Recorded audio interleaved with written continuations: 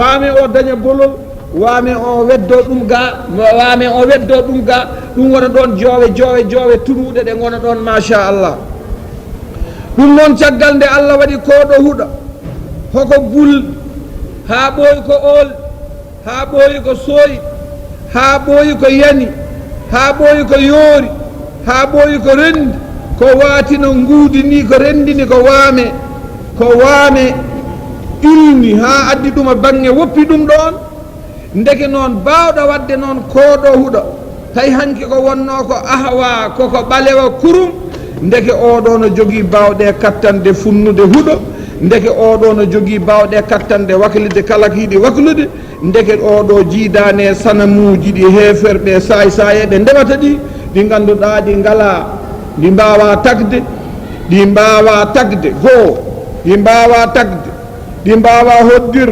ɗi mbawa yaltinde huɗo ɗi mbawa dendagal ko nanda ɓi adama wonko waawi e nder baawal ngal waawi he ko bawɗo o wawni ɗum ha wawi etade ɗum kono kañum ala ko wawi etade sako wawa ɗum fajalahu o waɗi ko ndeɗo ladde wusa an ko ɗum salteji ko ɗum nguudiji ko ɗum tuundele ahwa ɓaleje ko ɓuri raɓɓirde ko enen ɓiɓɓe adama en jamirama ye en gandu Allah ganden kanko woni kattan ganden kanko woni ganda ganden kanko woni ñeeño ñeeñƴuɗo e liggey mum ceediɗo sifaji mum ɗi peeñe tagore he nden nahnata sifaji he ko hanani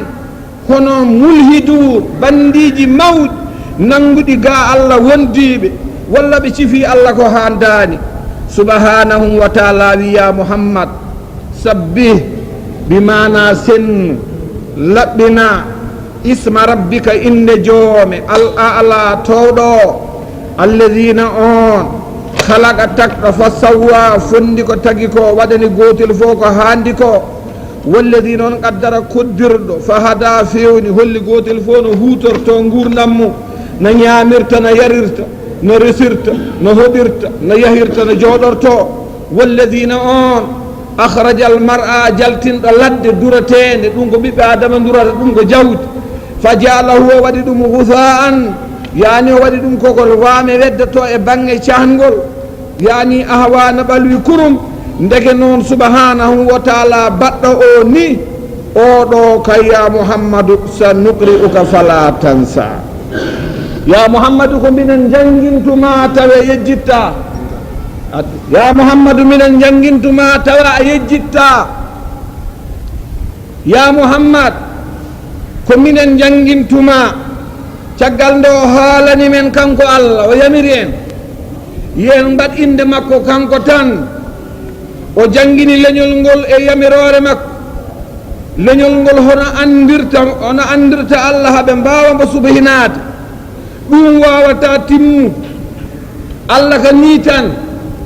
wawata timmude Allah ka ni tan wawata yawtude ɗum noon ya muhammadu tawde a andi kam min a yiɗi kam andu haɗa jogorimi andu sa nuqri'uka mamin janginma fala tansa a yejjitta mamin janginma ndeke jangde ɗum hersinaki yawtetaki ma budde jaaha janga walla kettoɗa walla mbaɗa sababu no jangirte ha nana kono tan mutlakan mi wawa ɓe wawata nelaɗo natiri jangde ko duuɓi 4 o yalti komo yara duuɓi 6 ndeke noon la budde jangge subhanahu wa taala wiya muhammad timme mbatten haqqillaji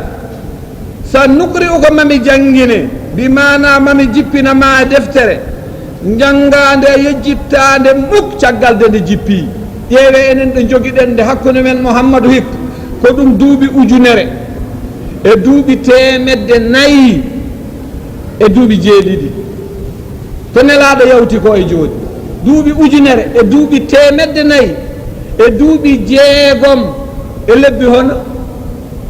muharram safar rabiul awwal rabiu sani jumada wal juwal sani rajab e lebbi 7 muhammadun salawatullahi wa salam aleykum ñande o umme makko fey madina wiya fergo e nde jonde nde jooɗiɗen ñalawma janngo arani ko han yaharate han jaraten jangga suwar aduna o wawi firtade hakkude ɗo e janggo aduna o wawi firtade hakkude ɗo e janggo ko duuɓi ujunere to duuɓi temedde nayyi e duuɓi jeegom e lebbi joyi e balɗe sappo e ɗiɗi haalde lebbi jeeɗiɗi e balɗe sappo e ɗiɗi haalde on jigo ɗo fer ko men yaharata ɗum ɗon mami janngine ka yejjitta bimana ɗum ayi qur'ana nane defte men kam ayi goto fof jogui kamil yejjittake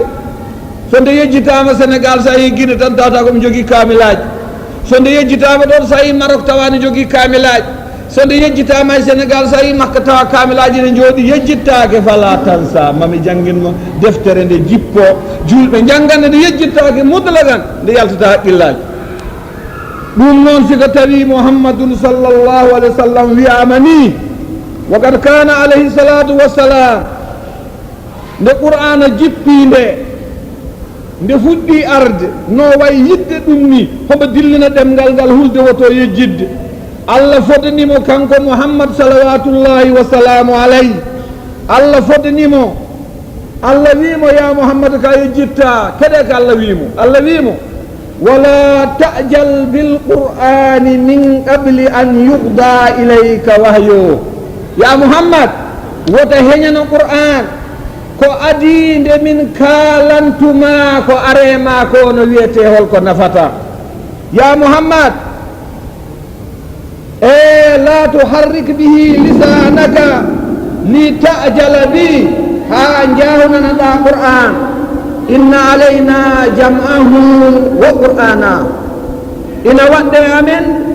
rendinandema ɗum ina waɗɗe amen feññinandema ɗum ɗum noon wota dillingal ngal ma heɗo janginteɗo heɗoto kono jangineɗo aɗa jangana ɓe haɗa ɓe moƴƴi mbiya aɗa andi wiyoɓe ɓe naama qur'an hen sawaɓe jogui torompe wonda aya qur'ana arata aya qur'an o tawa ko azab mbiya naam haɗa naata jeygol mbiya naam mbeɗa naata aljanna mbiya naam a natata jam a dañata jam mbiya naam ala a hettoto sa heeɓima nana ko layete ko hen sa haɗa notoɗo fotani notede subhanahu wa taala wiya yejjitta illa sa wona ma sha allah ko allah haaji ɗum tagi imamul farrawi innahu ma sha an yunsa muhammadun shay illa anna alqasda min hada alistisna bayanu annahu law arada an yusayyirahu nasiyan laqadara ala dhalika kama jaa fi qawlihi subhanahu wa taala wi muhammad mbeɗama haalana siko tawino mi yiɗi jejjita amma yejjit holko taki ɗum walaw shi'na lanadhabanna billadi awhayna ilayk soko min jiɗino komin janginma ko min itta haqqille ma ha laaɓa ha mbasa ɗum nande no poɗɗa ɗum nanirde ni ɗum taki qur'ana wi on ya muhammad amma janngu qur'ana yejjitta leñol ngol ma janngu qur'ana yejjitta sona ko kaajmi ya yejjit sondomi yiɗino ɗum ne wona kono ɗum wonata ko woni dalilu ɗum walaw shi'na la nadhabanna billadi awhayna ilayka siko min jiɗino mamin ittu komin dayi ko feedema kono min mbattano subhanahu wa taala wimon ayyuha nnas innahu na allah aljahraka feeƴi wama yahfaka suuɗi dendagal ko feeƴi e ko suuɗi fof subhanahu wa taala ina andi ɗum siko tawi allah ne andi ko feeñi allah ina andi ko suuɗi ndekina hanani men enen ummatu muhammad mbaten goto men sikkude kala ko waɗi ɓoccitima abadan amma janngu ya muhammad a yejjitta alimum bil zahari wa sir amma andu ko laaɓi ko feeñi yani hay hunde ɓoccitta ko ma e fittade kanko allah woni malika qalbika wa aqlik kanko jeeyi ɓernde ma nde haqqille ma o ɗum noon dendagal sirruji ɗimin mbaɗe ma ko noon worata dendagal komin peññine ma ko noon worata iwata ونيسرك لليسرى شغلت من ينجن ما أيجتا ما من نونان ما سريعة إن النبي سريع إسلام با الله جيبدي منو سريعة النبي سريعة تيداني سيكتوي بيبي آدم njabani wadde sariya Allah o no haani no fotini ngande kat sariya Allah no newi ɗum taki goto e janguɓe mon oɗon jiba ɗuma mawlidaji mon no wiye imamul busri o wi lam yamtahinna bima ta'ya al uqulu bihi hirsan alayna falan nartab walan nahimi o wi kanko muhammadun sallallahu alaihi wasallam Allah wima mamin jangginma e jitta Allah wi wonu yassiruka lil yusra mamin newnanma sariya o sariya men o julde tisbar tiiɗani e sariya mum no liggorte takkusan ko noon geeƴe ko noon subaka ko noon yani futuro ko noon dendagal askal ko noon hajju ko noon korko ko noon dendagal dewle mon ko noon dendagal no kutorton zaman mon hay hunde ko tinnumi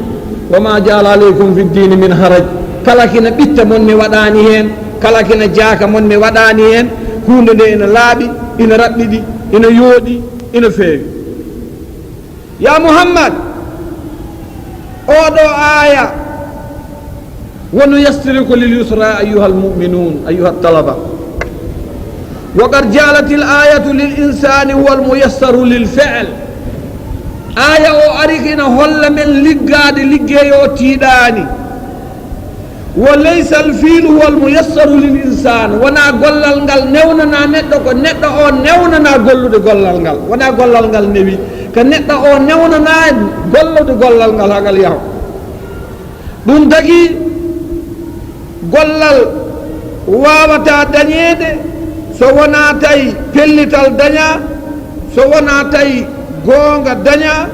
so wona tawi muuyo yawtinowo ko yiɗi ko daña so wona tawi hawre tawfiq woni tawfiq ko liggaɗa tawa Allah ne hawridinma hen ha mbawa ummanade laawol ngol no yettinma hen hono no nelaɗo wi i'malu fa kullun muyassarun lima khuliqa lah ndeke ko ɓi adama o newnana liggade nde wona gollal ngal woni newnagal gollal ngal a ngali ɗo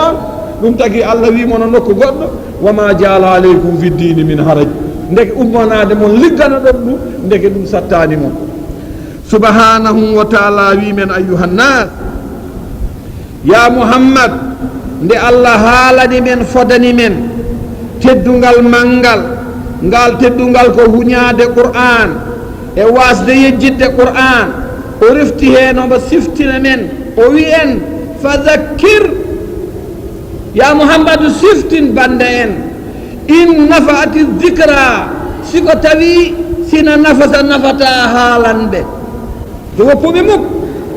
woto woppuɓe abadan la budda layana ɗumen layanaɓe ko nafataɓe aduna mabɓe layanaɓe ko nafataɓe e lahara mabɓe layana pindinaɓe e nder belsidaji mabɓe mbawaɓe fewnude ko nafataɓe sabawaje ngo yani ngo nafata sona ɓerɗe kulɗe Allah ɓerɗe ɗe ganduɗa hoɗe kuli Allah ɓerɗe ɗe ganduɗa siko tawi noon ko ɓerɗe jedduɗe ɗe caliɗe ɗe subhanahu wa taala wi hay sa wajima nafata kono noon ɗum haɗatama newnude fittanu ma ndu mbasa mettinde mbasa sunade koɓe jedduma ko e koɓe goni sandalinɓe ko notoɗa qawlullahi taala e nokku goɗɗo ɗo wona ɗo fala allaka bakhi'un nafsaka ala atharihim in lam yu'minu bi hadha alhadisi asafa ya muhammad aɗa wara hoorema baral ngal ganduɗa ngal mbarata hoorema ngal yani koɓe elle koɓe cali jabde ko hoɗumma muusi hoɗumma metti kono ya muhammadu wona noon ya muhammadu wona noon tinnoɗa muña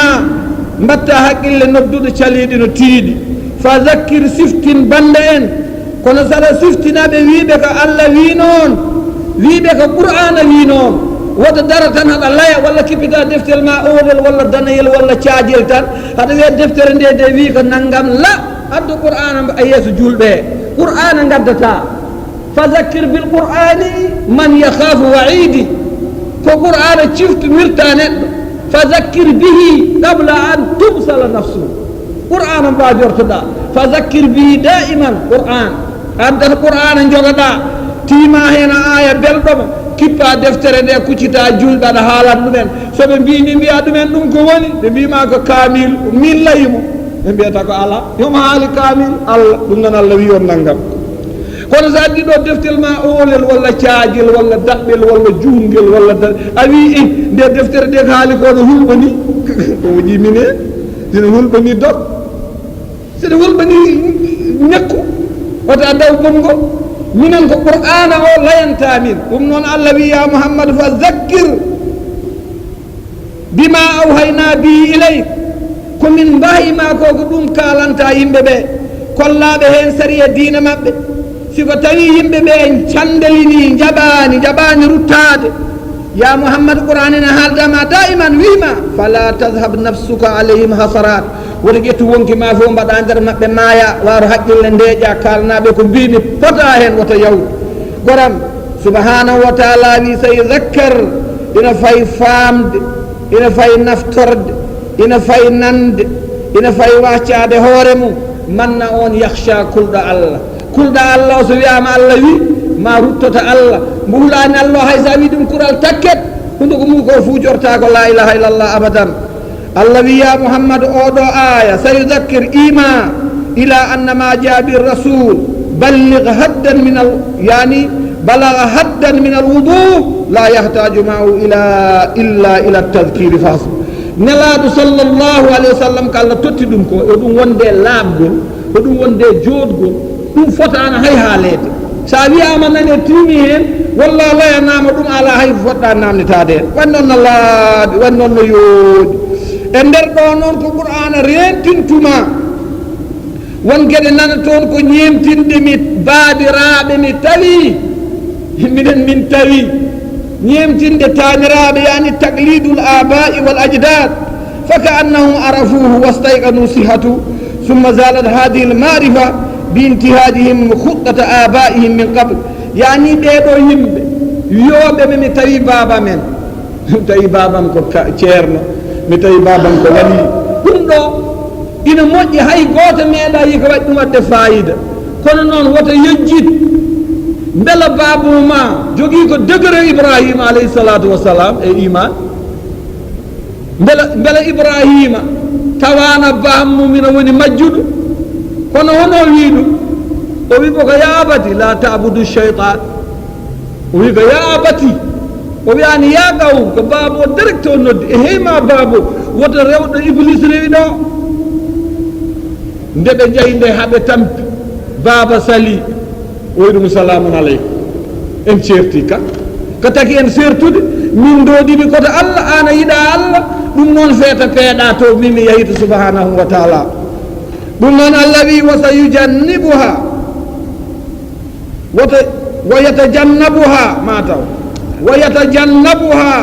ويتجنبها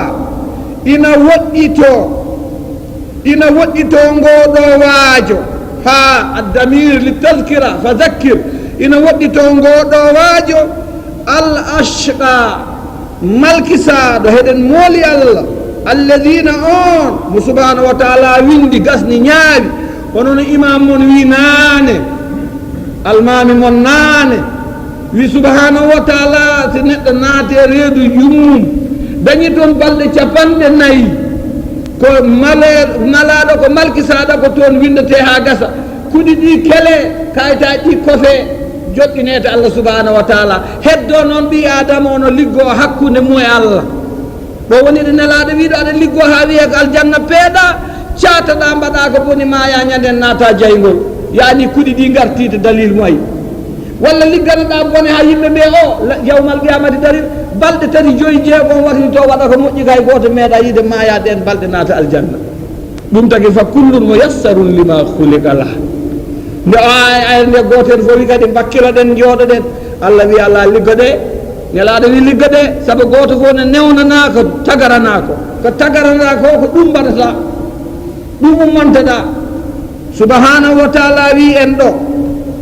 e oɗo aya ina fayi woɗɗitade waajo qur'an e malal muhammad e ko rasul addi e sahabaɓe moƴƴuɓe ɓe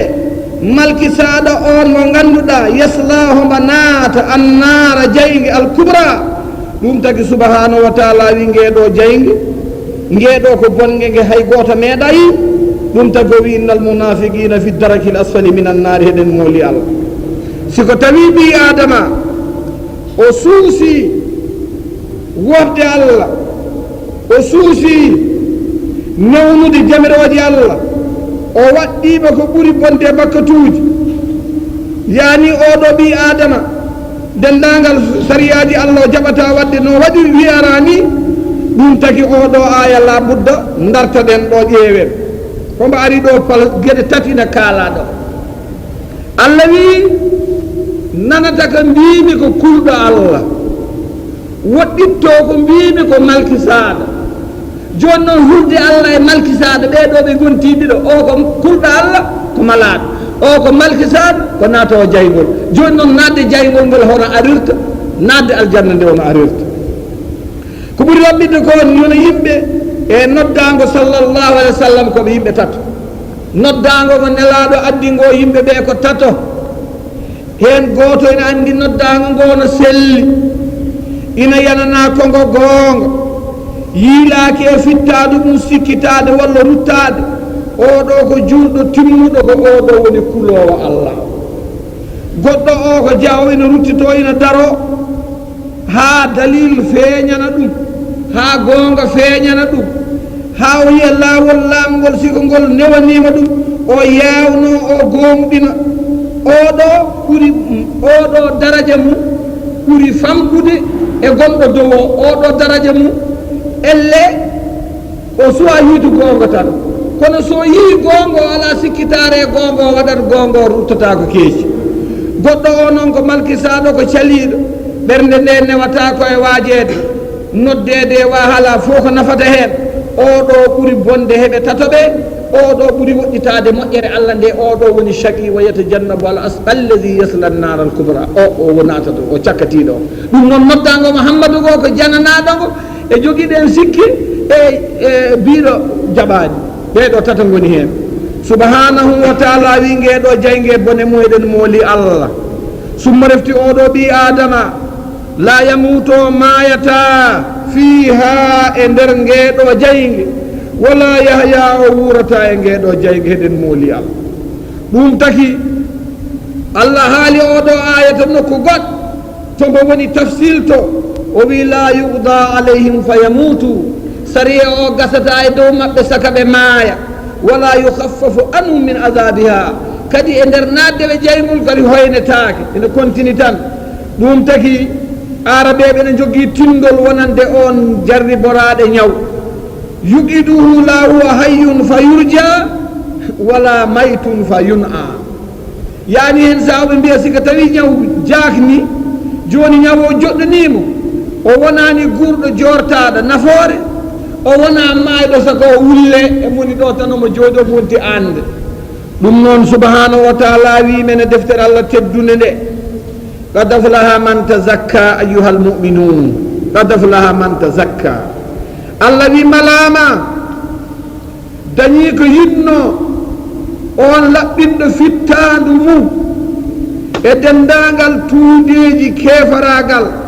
o itte yeeso fittandu he dendagal salteji sirku e salteji bakkar ɗum tagi subhanahu wa taala wi o neɗɗo eɗen ñaago allah enen tuyo allah wallu men jeeyede e man afla man tazakka waɗi noon oɗo tazakka oɗo neɗɗo ko laaɓɗo o laaɓi cer o faami diina makko oɗo neɗɗo ma allah haalani mon ɗo oɗo ƴeewi woodede allah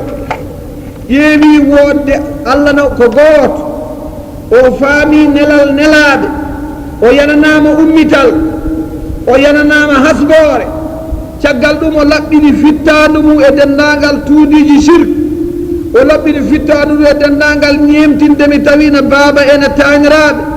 oɗo malama malu aduna e lahara subhanahu wa ta'ala wi en e qur'ana gat ko gonga afla malama gasi malede onon gandi onon janguɓe naaw fof ko fiilumaji gasi malama man tazakka on guppuɗo ɓerde mo e sirko e bida haalaade mi tawino mi tawtorino e min de ɗum no hertanino yurmani haaji mum laaɓi hakkude mum e allah hay hunde rewata ɗon yumma ɓuri forde rewata hakkude mum e allah baaba ɓuri mawnude rewata hakkude mum e allah saka noon tagore heddide noon nde ngannduɗa hono mum nden rewata hakkude mum allah allah wi o gasni maleede o mala o woni malaɗo o guppuɗo fittandu mum ha laaɓi surko yalti wonkiyel ngel hande dawetake hande ko aada hande ko nakkasere hande ko woɗo hande ko rundo hande de wota ya sa yi gertagal jooɗo ɗon gandi sa yi wojere daro sa yi dute ɓaleje ɗe diwum e wota yahanni wota soyno debbo sa hawre debbo rutto ka jiguen ka carte ka ɗum ɗo fo laaɓi so fini subaka dano dawat ko dañi ɗum ko dañani ɗum ɓernde ɗe likki tan ko allah nde yalti ko wona allah fode weddima ɗum ladde allah wi gata ko laha man tazakka koole laɓɓinɗo o de kam malama ɓernde mu laaɓi o malama homo woni o on jogui sifa